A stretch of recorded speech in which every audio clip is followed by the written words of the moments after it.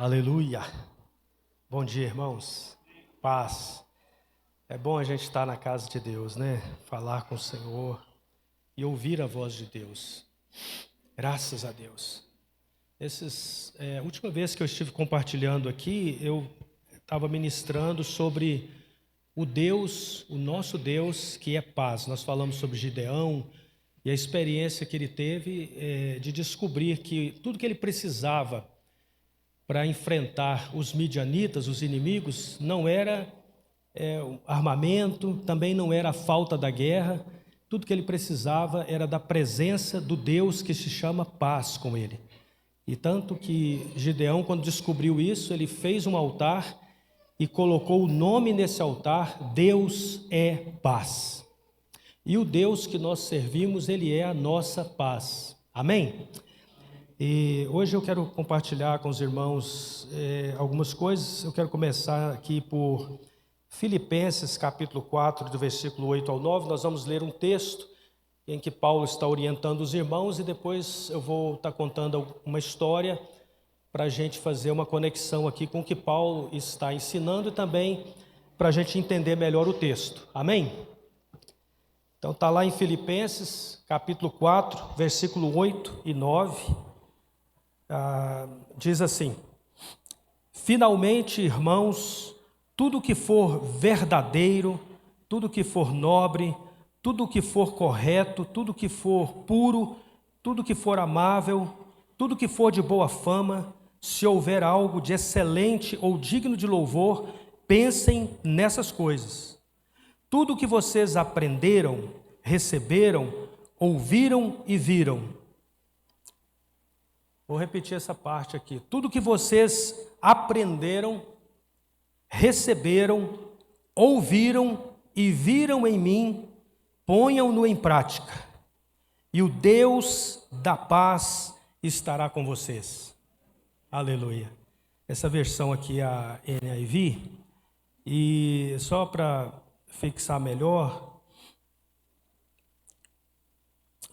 na outra versão, capítulo 4, 8, diz assim: finalmente, irmãos, tudo que é verdadeiro, tudo que é basicamente a mesma coisa, né? Tudo que é respeitável, tudo que é justo, tudo que é puro e tudo que é amável, tudo aquilo que é de boa fama, se alguma virtude há e algum louvor existe, seja isso que ocupe o vosso pensamento. Seja isso que ocupe o vosso pensamento. Em outras palavras, pensem nessas coisas, né? E é muito importante isso que Paulo está falando, porque a bem da realidade é que milhões de reais são investidos todos os anos procurando psiquiatras, psicanálise e tudo mais, ou psicólogos, para resolver um problema que Paulo resume aqui em um versículo. Porque se a nossa mente for renovada, for transformada pelo poder de Deus, e se tudo aquilo que é verdadeiro, nobre, tudo aquilo que é correto, puro, amável, ou seja, se os nossos pensamentos, se a nossa mente for governada por Cristo, pelo entendimento do Evangelho, pelo Espírito Santo, nós vamos viver de uma maneira completamente diferente. Os nossos problemas serão outros.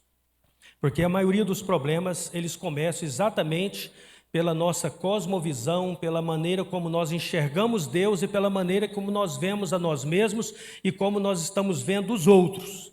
Então, tudo parte de uma maneira como a minha mente está processando as coisas. E cada vez mais estamos num mundo com muita correria, muita distração, de maneira que as pessoas já não estão ocupando a mente, por exemplo, com a leitura. 85% da população mundial hoje não consegue aprender por literalidade. Eles vão aprender apenas por aquilo que eles ouvem, oralidade. Pela oralidade.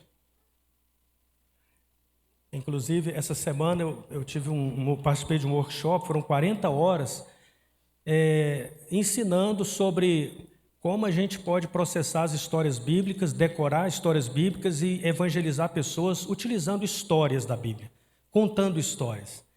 E como fazer isso em grupo, né? Como trabalhar, é possível.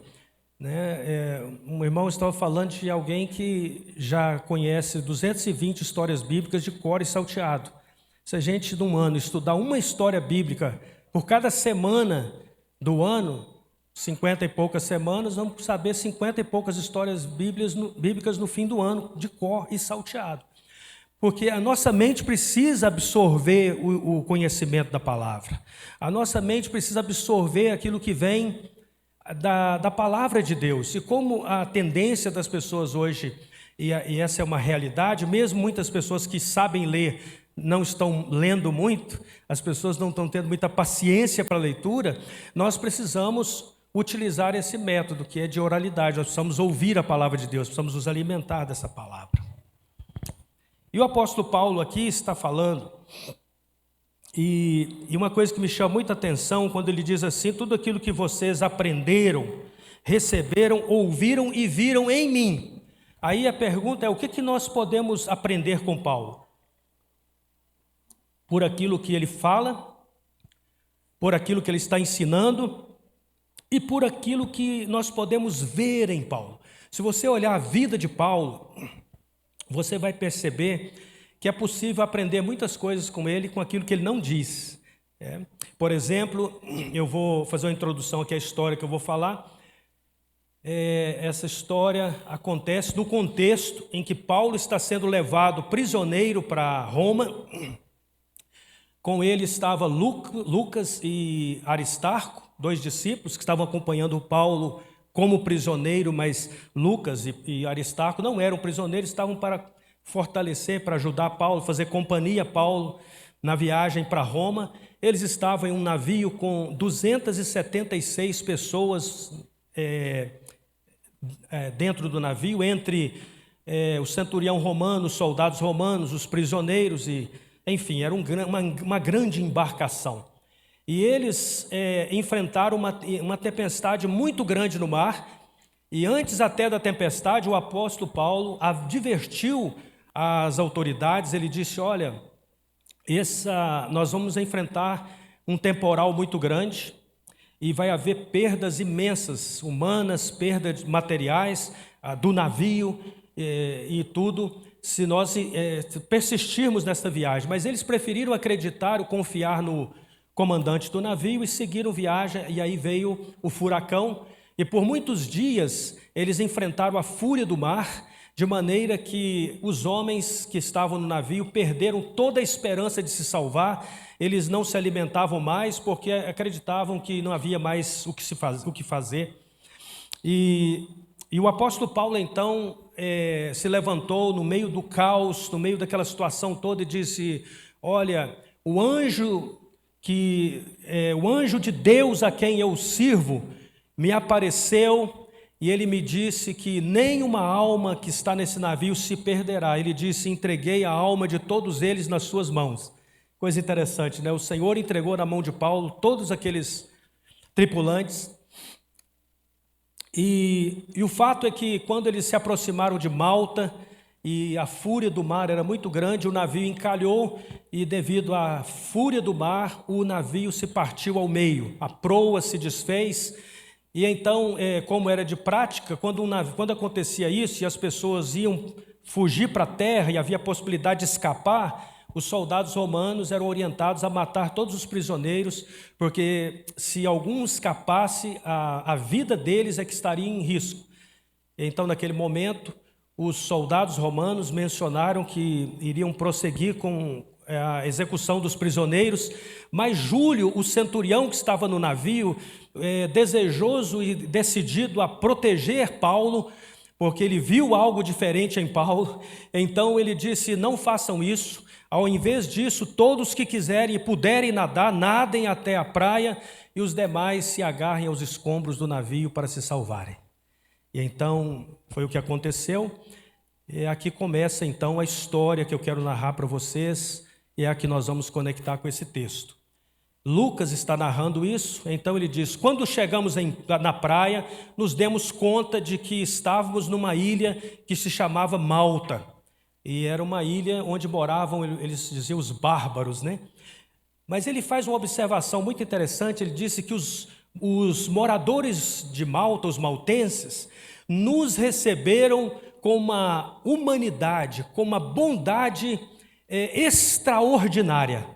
Tanto que fizeram uma grande fogueira e nos receberam a todos nós, a cada um de nós, muito bem, serviram alimento para eles, cuidaram, imagina, eram náufragos, eles estavam molhados, com frio e chovia muito na ilha.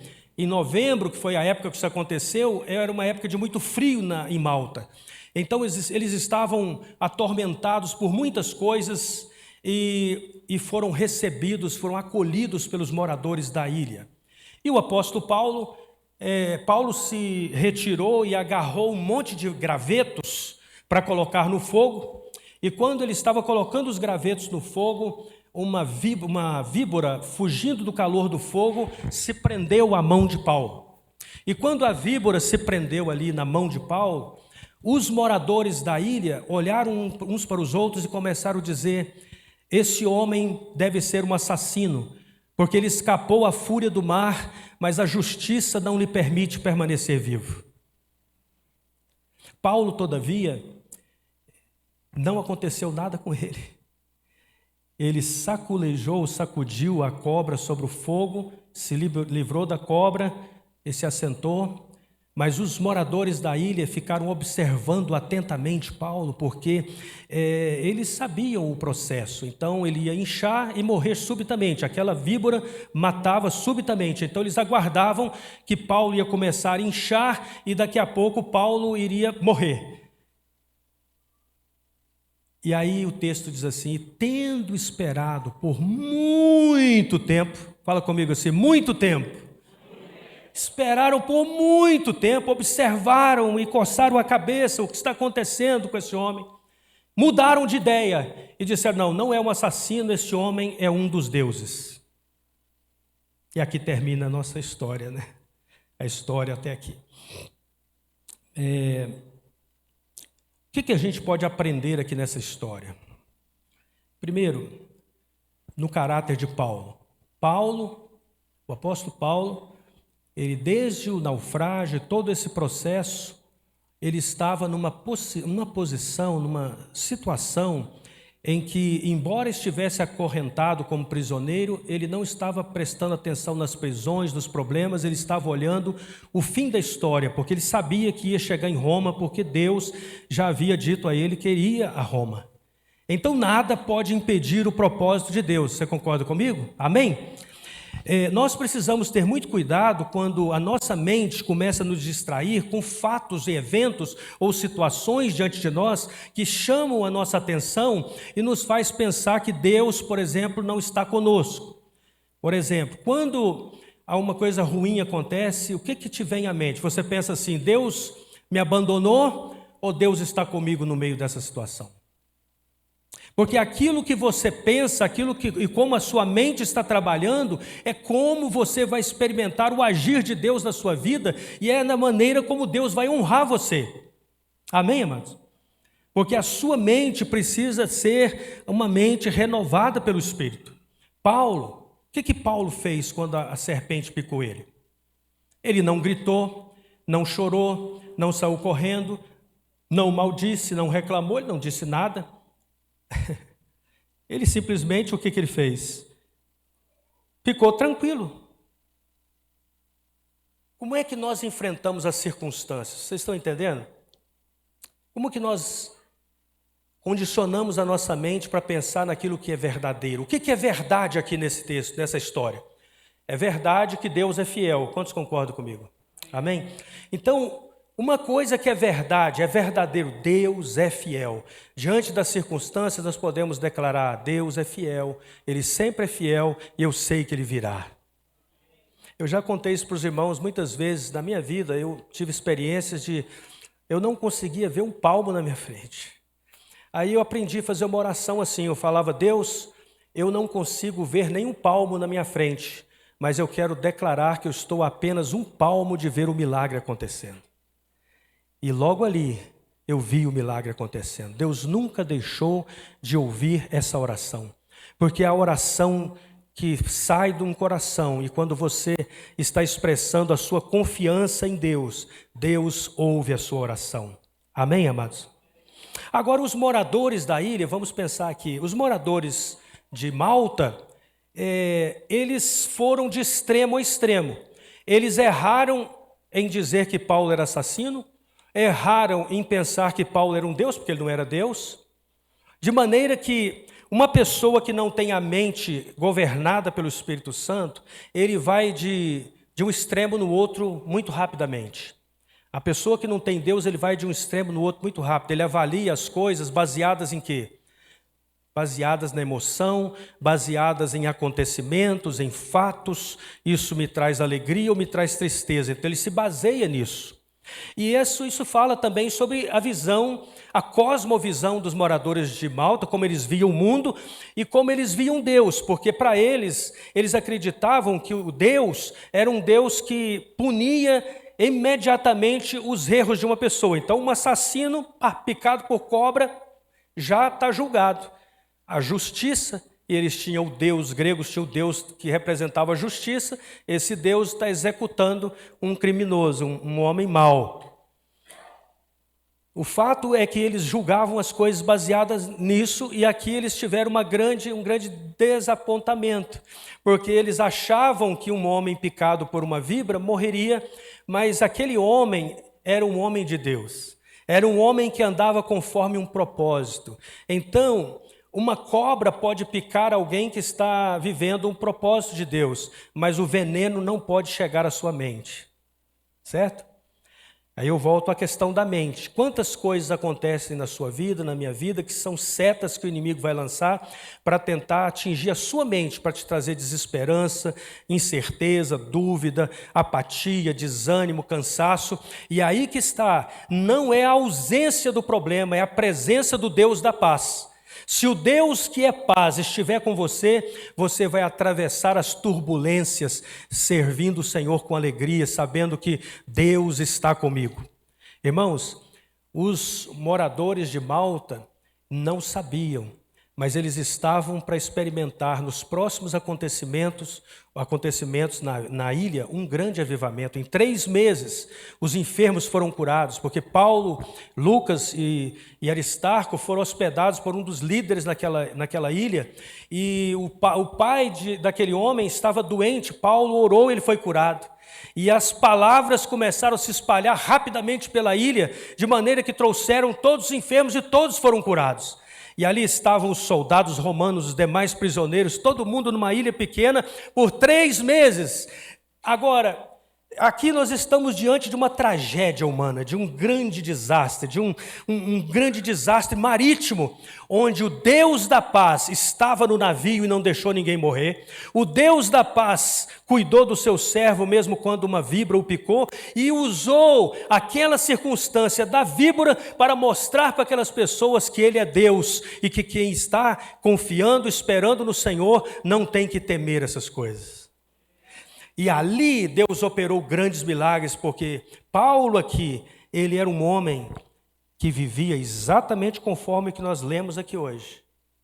A vida dele era um livro que estava sendo lido por aquelas pessoas. É muito interessante isso, né? Assim, aqui, trazendo para a nossa realidade hoje, nós poderíamos dizer o que hoje?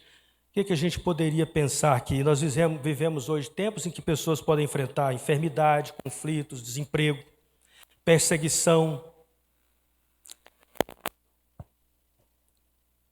E a vitória de cada um está no lugar onde a sua mente está morando. Como está a sua mente? Porque em momentos de crise, preste atenção nisso, momentos de crise, você não vai ter tempo para ficar mudando a sua mente já tem que estar mudada desde antes, porque na hora da crise você vai ter que processar as coisas muito rapidamente. Amém? Eu vou dar um exemplo, os irmãos, experiência minha, parecida até com essa, diferente, mas parecida. Eu estava indo pregar no Chibuto, lá em Moçambique, e no meio do caminho eu tinha tomado alguns antibióticos e eu inesperadamente, comecei a passar mal, muito mal, o corpo começou a coçar todo, uma situação muito estranha. Eu liguei para uma enfermeira e disse, olha, está acontecendo comigo assim, assim, o que pode ser isso, né? E ela disse, você está tendo uma intoxicação por antibiótico, pelo antibiótico que você tomou. Aí ela disse, você precisa tomar o antialérgico em 5 minutos. Eu falei, mas não tenho antialérgico. Ela falou, então deixa eu te dizer uma coisa. Você pode morrer nos próximos 5 minutos, isso mata muito rápido. 5 minutos já era. Ela falou, 2 coisas que você vai ter que fazer. Não tem como buscar remédio agora. Então vai para onde você está indo, chega lá, entra no banheiro, tira sua roupa e começa a jogar água fria no corpo e avisa para ninguém deixar você dormir, porque se você dormir, você não levanta mais. Não pode dormir. Irmãos, totalmente inesperada a situação. Lá na casa do Lucas, onde eu estava indo, era 5 quilômetros ainda até chegar lá, andando. E lá na casa dele estava o pessoal debaixo da mangueira me aguardando para ouvir a palavra. Lá tinha 3 pais de santo, 3 curandeiros, o pessoal dali da área que estavam lá para ouvir o missionário. E aí quando eu chego na casa, todo mundo fica sabendo que eu estava muito mal, estava lá no banheiro. E naquela hora eu fiz uma oração, falei, Senhor, se chegou a hora, o Senhor sabe, mas se não é, só o Senhor pode me livrar dessa situação. E aí eu me enrolei numa toalha, porque eu nem conseguia vestir roupa de volta, e fui para o quarto do Lucas, coisa que nem se faz em Moçambique. O Lucas, entrei na casa dele, fui para o quarto, chamei o Antônio e deitei na cama. E eu estava muito mal, e a vontade era de dormir mesmo. Eu disse, Antônio, vamos orar agora. E nós começamos a orar. O Antônio é moçambicano, pastor moçambicano, eu traduzo lá. Aí quando nós terminamos a oração, irmãos, eu estava curado, não tinha nada. Levantei da cama, vesti a roupa e falei, vamos lá. Debaixo do pé de manga eles estavam, foi uma experiência muito gostosa, porque as crianças estavam lá, e quando eles ficaram sabendo que eu tinha sido curado, as crianças começaram a cantar em Xangana, dizendo assim, repetindo, elas repetiam sem parar, Deus é bom, Deus é muito bom, Deus é bom, Deus é muito bom. E naquele dia, se o missionário morre, ninguém quer esse Jesus que mata os missionários, porque naquela cultura, se o missionário morreu, o Deus dele matou ele. Se fosse o remédio que tivesse me curado, foi o remédio. Mas não foi o Deus do missionário que foi lá e tocou ele, então ele veio ensinar a palavra para a gente aqui. Olha que coisa interessante. Então, meus irmãos, quando a gente está andando com Deus, nós precisamos ter a consciência de quem é o Deus com quem estamos andando. Ele é o Deus da paz. Então Paulo, quando passou por aquelas situações, por aquelas circunstâncias, ele não tinha dúvida de que o fim da história não seria escrito de que ele morreu picado de cobras.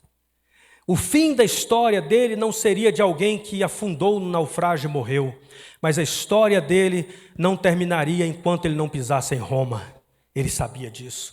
A nossa história está sendo dirigida por Deus e nós precisamos trabalhar, entender, no meio das circunstâncias, compreender que o Deus que está conosco é poderoso para trazer livramento, para nos trazer a vitória.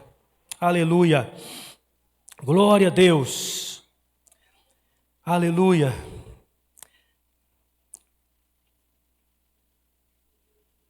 Muito interessante esse texto, né? Tudo que é amável, tudo que vamos ver novamente aqui. Tudo que é verdadeiro, respeitável, justo, tudo que é puro, tudo que é amável e de boa fama, se há alguma virtude, ele fala, naquilo que nós estamos pensando, tudo aquilo que, se há virtude nisso, é nisso que nós devemos pensar. Graças a Deus. Aleluia. A boa fama aqui, ela nasce da circunstância, ela nasce sem explicar nada. Paulo ficou conhecido daquelas pessoas ali, não foi porque ele foi lá e falou alguma coisa, mas foi testemunho da vida dele, porque ele estava ali. Então, o testemunho de fé não é marketing cristão. O testemunho que a gente dá é o testemunho de que, passando pelo sofrimento, com fé no Senhor Jesus, nós tivemos a vitória. Então, o testemunho da fé, ele vem de uma vida que tem coerência. A sua vida se torna um testemunho quando ela é coerente. Se eu não for coerente com o Deus que eu sirvo, ou seja, se a minha fé não tem coerência, se eu for apenas um cristão, mas sem entender o impacto que isso vai causar na vida das outras pessoas, e se eu não me colocar numa maneira em que a minha mente é transformada pela renovação, eu não vou conseguir dar testemunho coerente diante da sociedade. Paulo estava dando testemunho coerente porque a vida dele era coerente. Nós precisamos ser pessoas coerentes, amém, amados? Coerentes com aquilo que nós carregamos, com a fé que professamos. Porque aqui Paulo não estava simplesmente ensinando, ele vivia aqueles princípios, ou seja, ele pregava o que vivia e vivia o que ele pregava. É basicamente isso. Eu não posso pregar o que eu não vivo e nem viver o que eu não prego. Ou seja, as duas coisas andam juntas aqui. Aleluia.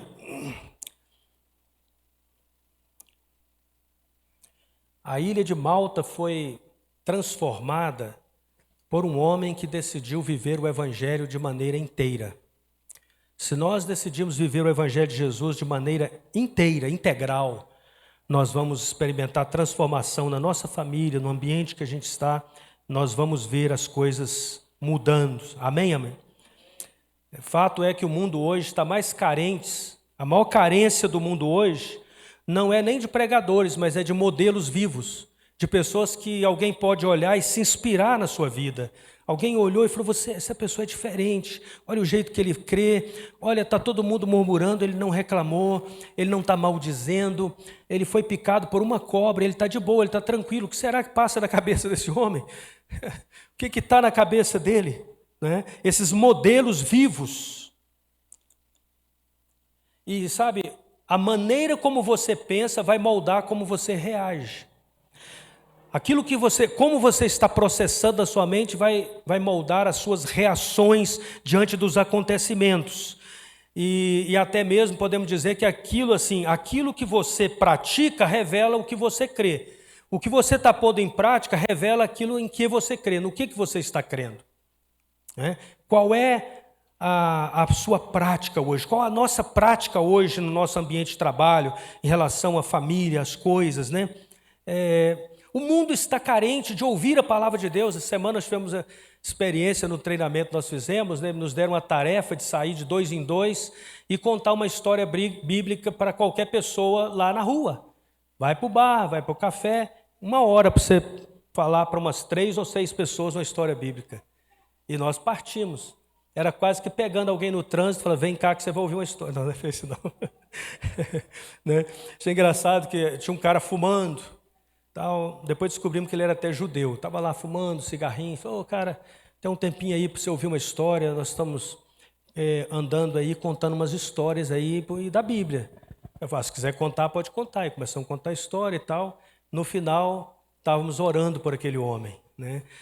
O moço bebendo lá no bar, sentando, tinha 2 cadeiras vazias, falei, podemos sentar com você aqui? Não, de boa. Então, cara, estamos aqui contando umas histórias da Bíblia e tal, você está a fim de ouvir uma? Ah, pode falar. Ninguém disse que não, todo mundo queria ouvir a história, todo mundo interagiu, todo mundo queria oração. O problema é que a gente age como se as pessoas não quisessem ouvir o que a gente tem para apresentar. Vocês estão entendendo? Porque ainda nossa mente está meio presa a esses protocolos, como que esse cara vai se sentir, né? Como que vai ser. Nós precisamos falar dessas verdades, nós precisamos. E nada melhor do que uma boa história bíblica para entrar nesses ambientes, né? Aleluia. É assim, a gente precisa entrar nesses lugares com aquilo que Deus nos deu para fazer, né? Sermos luz no meio das trevas. Eu me lembro quando a gente estava no seminário, nós fizemos evangelismo, né? E a gente saía de madrugada, paramos pessoas na rua. Uma vez nós paramos uma gangue que estava indo praticar um roubo. Paramos eles e fomos orar para eles, pregar o evangelho. Uma vez nós entramos dentro de uma boate, a luzinha piscando, o pessoal jogando, bagunça. Aí nós entramos, entregamos na época a gente tem negócio de dar folhetim, né? Entregamos um folheto na mão de cada um. E aí quando nós saímos, Um homem saiu lá de dentro e veio e falou para mim assim: foi Deus que mandou vocês aqui. Eu falei: como você sabe disso? Ele falou: eu estou desviado há 23 anos. Essa semana eu já tentei suicídio. E eu vim para esse lugar hoje, eu falei: Deus, se você ainda me ama, manda alguém falar comigo aonde eu estiver hoje. E ele foi o pior lugar daquela cidade. E Deus mandou alguém lá para dizer: amo você, volta agora. E ele voltou para Jesus aquele dia. Porque Deus está pegando o seu ser. Deixa eu dizer para vocês uma coisa. O dia que eu sofri um acidente em Moçambique, que eu estava numa van e o carro saiu da estrada, que acabou o freio, carro lotado de gente, eu estava na frente, uma van, era uma Toyota, não sei se tinha quase 100 anos, porque caiu os pedaços, sabe? E era automática, ainda era automática. Acabou o freio, acabou tudo. E eu estava dormindo, porque eu estava muito cansado, vindo da aldeia. E quando o freio acabou, já estava no asfalto, e o rapaz estava correndo, mas não tinha freio para entrar numa intersecção, e ele simplesmente decidiu, para não capotar o carro, bater no parapeito da estrada e jogar o carro para fora da estrada. Bom, quando eu só acordei, irmãos, quando o carro subiu e desceu. O carro subiu e quando aquele carro bateu no meio do mato, eu fui o único que fui ferido, eu o único que machuquei as costas. Não conseguia nem andar depois do acidente. Mas na hora que o carro subiu e que bateu, eu acordei no meio do caos. Sabe o que é acordar no meio do caos? Você tem 1 segundo para processar o que está acontecendo. 1 segundo para saber que você não está na estrada mais. Ninguém gritava.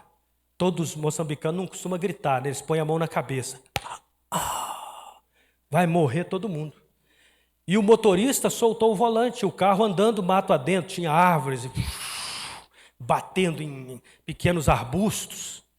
Não bateu em nenhuma daquelas árvores. Sabe o que aconteceu? Quando o carro subiu e bateu, eu acordei e dei um grito. Falei: Jesus, assuma o controle desse carro agora. A partir daquele momento, aquele carro foi andando mato adentro até acabar a velocidade, parar sem bater contra uma árvore. Porque se batesse, estava todo mundo morto. Eu era o primeiro a ser esmagado. Quando parou, o motorista olhou para mim e falou: só pode ter sido Deus, porque se bate, estava todo mundo morto, sabe? Aí eu fui compartilhar essa experiência com uma missionária, ela já até partiu para o Senhor, já idosa, esposa de um americano, lá em Maputo, na Casa Koinonia. Ela é bem idosa e eu contando para ela, e ela disse: sabe, meu irmão, eu estava tentando processar isso no meu coração, por que só eu machuquei? Não é interessante? Por que a cobra picou logo a mão de Paulo? Por que só eu? Aí ela falou: irmão, eu aprendi algumas coisas com Deus ao longo da caminhada. Deixa eu te dizer uma coisa, ela falou. Tem 2 formas de você crescer na sua fé cristã. Uma delas é quando está tudo bem, nas bênçãos. Quando você está sendo abençoado, a gente se alegra, a gente cresce, glória a Deus, aleluia. A bênção, né? Então você cresce. O problema é que quando não tem a bênção, quando vem o problema e a dificuldade, ele virá, aí nós regredimos, porque nós entendemos que agora Deus não está conosco, porque agora Jesus me abandonou. Ela falou: a outra forma de crescer em Cristo, crescer com Cristo, aliás, ela disse, uma forma é crescer na bênção, recebendo bênçãos. A outra é crescer na sua fé cristã ao andar com Cristo. Se você decidir andar com Cristo, Ele vai te levar a algumas das experiências mais inusitadas da sua vida. Uma delas é estar num carro, ela diz, onde o carro sai da estrada, você é a única pessoa que foi ferida, mas você era a única pessoa que estava ali para gritar: Jesus, assuma o controle desse carro e salvar a vida daquelas pessoas. Então, muitas vezes, nós nos damos conta de que Deus nos colocou num lugar, não foi para preservar a nossa vida, mas para salvar os outros. Deus está querendo pegar o seu povo, a sua igreja, e nos expor, assim como expôs a vida de Paulo, e levar para circunstâncias onde você vai ser a voz profética para libertar aquele povo, irmãos. É isso que Deus quer fazer conosco. Deus não está querendo preservar você, Ele quer expor você. Ele quer expor você num ponto em que você vai ser a pessoa que vai levantar a voz e mudar as circunstâncias ao redor. Aquelas pessoas de Malta não sabiam distinguir entre a mão direita e esquerda, não sabiam nada sobre Deus, o Deus deles era total confusão. Aí chegou um homem totalmente diferente, um homem que com a sua vida pregou o evangelho para aqueles homens e mudou a história. Ali estavam soldados romanos. Sabe? Aqueles soldados por 3 meses estavam experimentando milagres naquele lugar. Sabe? A nossa vida precisa ser guiada por ser governada pelo céu, de maneira que as experiências que a gente vai vivendo se tornem a expressão de Deus na terra. Ou seja, o Deus da paz conosco não é a ausência do problema, é a presença de Deus no meio do problema. É a presença de Deus no meio do problema. O apóstolo Paulo, ele naufragou, mas não perdeu a paz, estava tudo em paz com ele. Ele perdeu o navio, mas não perdeu o propósito. E interessante que Deus falou para ele o seguinte, olha o que o anjo do Senhor falou para Paulo: nenhuma alma dos que estão no navio, das 276 pessoas, se perderá. O Senhor disse: eu estou colocando nas suas mãos. Deus não entregou o navio na mão de Paulo. Deus estava interessado nas 276 pessoas, mais o povo da ilha de Malta. Deus está preocupado com almas, com vidas. Em que nós vamos fazer para resgatar essas pessoas? Para a glória de Deus. Aleluia! Aleluia! Guarda essa frase no seu coração que eu escrevi aqui. Quem governa seus pensamentos permanece firme mesmo quando tudo ao redor naufraga. Tudo naufragou, mas os meus pensamentos estão firmados no Senhor dos Exércitos. O Senhor que fez o céu e a terra. Parece que é um caos, mas no meio do caos Deus estabelece a vitória, Deus estabelece a bonança, Deus traz a restauração, Deus traz a libertação. Ele muda o caos, Ele trabalha mesmo no meio do caos para trazer uma grande vitória. Vamos ficar em pé, eu quero fazer uma oração com você, em nome de Jesus.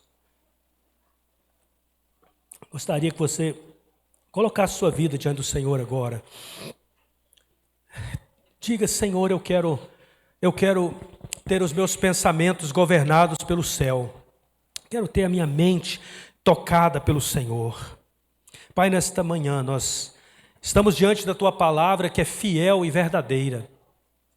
Senhor, nós aqui entendemos aquilo que o Senhor tem nos falado, Pai, através do apóstolo Paulo, quando ele diz tudo aquilo que é verdadeiro, tudo aquilo que é nobre, correto, puro, amável, de boa fama, tudo aquilo que tem algum louvor, que a gente pense nisso. E nós precisamos do Senhor para nos ajudar a coordenar os nossos pensamentos, porque nós vivemos num turbilhão de ideias, de pensamentos que não vêm do céu, mas nós queremos, Senhor, ter a nossa mente transformada para ver como o Senhor vê, para enxergar como o Senhor está enxergando, para que possamos experimentar a paz no meio das turbulências.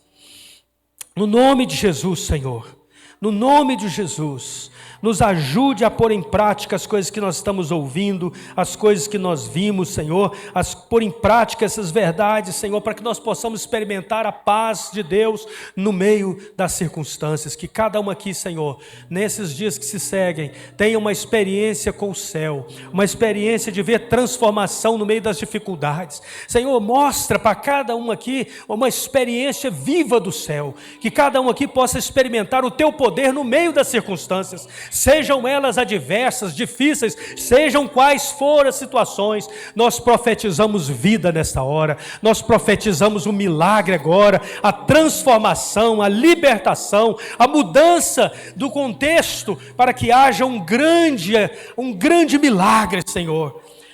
Aleluia, que essa experiência Que cada um aqui vai ter, Senhor, seja um testemunho no meio da família, um testemunho na vizinhança, no trabalho, que as pessoas ao olhar para os nossos irmãos aqui, Senhor, ao andarem com o Senhor, ao experimentar o agir do Senhor, que eles possam olhar e desejar o Senhor, porque o Senhor é Deus, que nos livra no meio das dificuldades, que preserva a nossa vida está nas Tuas mãos.